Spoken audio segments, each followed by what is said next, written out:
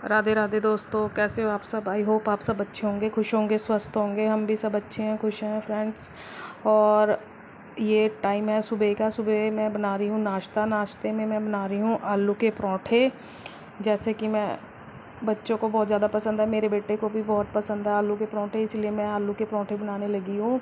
उधर चढ़ा दी है मैंने दूध में, मैंने सिर्फ हल्की सी पत्ती डाली है क्योंकि मेरा बेटा खाली दूध नहीं पीता, इसीलिए मैंने थोड़ी सी उसमें पत्ती डाली है। और उसके लिए मैं बना रही हूँ आलू के पराठे। आलू के पराठे का पेस्ट, आलू मैंने पहले ही उबाल लिया था और पेस्ट बना के रख दिया था। मैं क्या जैसे ही उठेंगे वैसे ही उनके लिए पराठे बना दूँगी। आलू के पेस्ट में मैं ज़्यादा कुछ नहीं डालती, हरी मिर्च, प्याज और अजवाइन, नमक, मिर्च, बस इतना ही डालती हूँ। अगर और कुछ ज़्यादा डाल देती हूँ तो मेरा बेटा खाता नहीं है, इसलिए सिंपल तौर पे ही बना देती हूँ मैं उसके लिए पराठे, जैसे उसको पसंद होते हैं। तो यहाँ पे मैं बना दूँगी उसके लिए आलू के पराठे। और क्या नाम है, उधर मैंने चाय रखी हुई है। आज थोड़ा मन मेरा अपसेट सा है। अपसेट किस लिए है ये भी मैं आपको बता देती हूँ।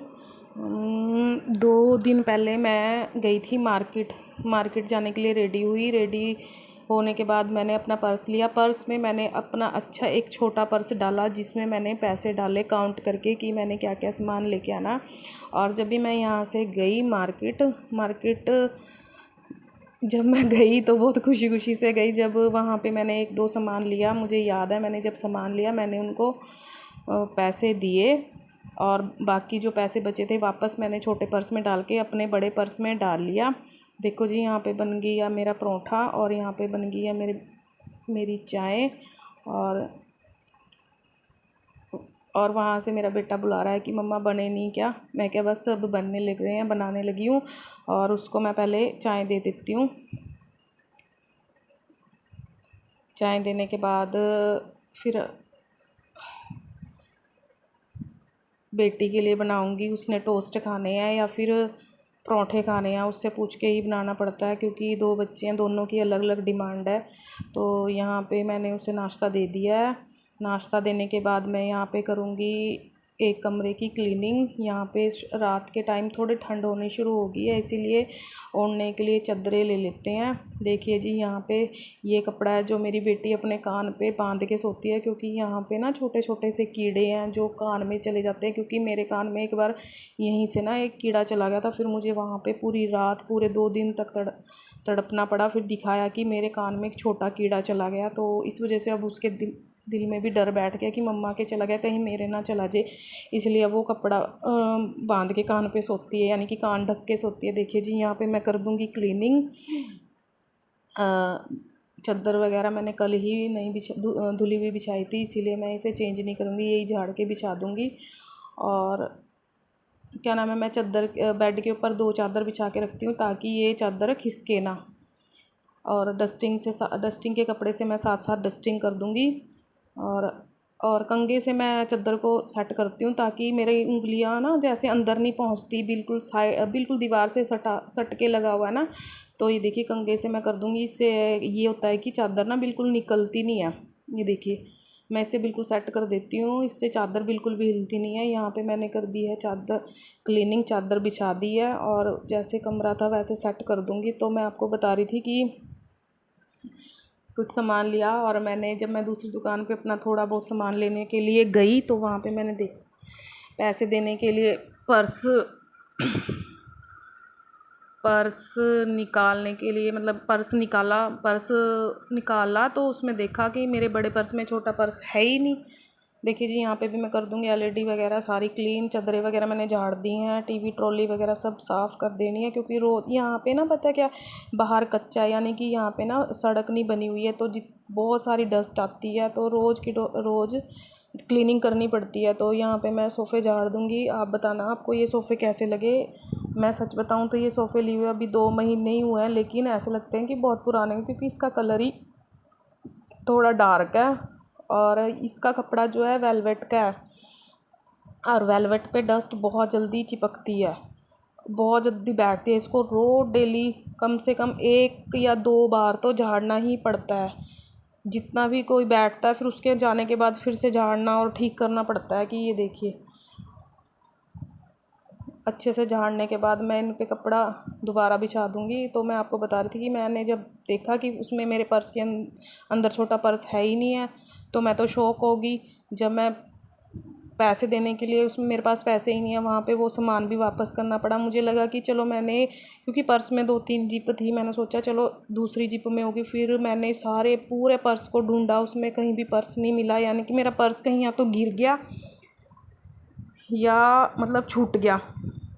तो वहाँ पे पर्स नहीं मिला। मेरे हस्बैंड कहते नहीं नहीं इसी में होगा। जब उन्होंने भी मेरा पर्स अच्छे से चेक किया तब भी उसमें पैसे नहीं थे। यानी कि मेरा पर्स कहीं ना कहीं गिर गया। मेरा दिमाग इतना ख़राब हुआ। और जो मैं लेने गई थी ना मैंने वो सामान लिया ना कुछ। आप विश्वास नहीं करोगे, दुकान वाले के पास दोबारा गए जहाँ से मैंने पहले सामान खरीद लिया था, वहाँ से पूछा। वहाँ पे उसने बोला हमारे पास कोई पर्स नहीं छूटा। देखिए जी, यहाँ पे भी मैं लगा दूँगी झाड़ू। और ये देखिए, ये जो पेज निकला है, इस पर मैंने कॉकरोचों के लिए वो जो दवाई आती है वो लगा लगा के अंदर रखी हुई है, ताकि यहाँ पे कॉकरोच ना हो। और ये जो अलमारी का आपको कुंडा दिख रहा है, ये हमें शिफ्ट करते वक्त ही सारा सामान टूट गया था, जिसमें ये भी था, एलईडी का भी कुछ सामान टूट गया था। ये मैं लगा दूँगी अच्छे से झाड़ू। तो दुकान वाला बोलता कि नहीं हमारे पास तो कोई सामान नहीं पर्स नहीं छूटा। फिर मैंने जहाँ से हम निकले थे पैदल, बाइक खड़ी करने के बाद वहाँ पे पूछा, वहाँ पे भी मेरा पर्स, सबसे पूछा कि यहाँ पे कोई पर्स तो नहीं गिरा। किसी ने नहीं बताया कि हाँ पर्स गिरा। नहीं, कहते नहीं यहाँ पे कोई पर्स नहीं गिरा, क्योंकि मार्केट में बहुत ज़्यादा भीड़ थी। देखिए जी, यहाँ पे मैं लगा दूँगी घर में पोछा। देखिए अच्छे से लगा दूँगी पोछा। मैं वाइपर से पोछा नहीं लगाती, मैं अपने आप ऐसे लगाती हूँ, इससे अच्छे से साफ़ हो जाता है। कई बार ऐसे जैसे तबीयत ठीक नहीं होती तब मैं लगाती हूँ वाइपर से पोछा, नहीं तो ज़्यादातर कोशिश करती हूँ कि मैं ऐसे ही लगाऊँ पोछा। तो सबसे पूछा कि पर्स मिला, नहीं मिला। आप विश्वास नहीं करोगे, मेरा इतना ज़्यादा दिमाग ख़राब हुआ और मुझे विश्वास नहीं हो रहा मेरे से ये गलती हो गई है।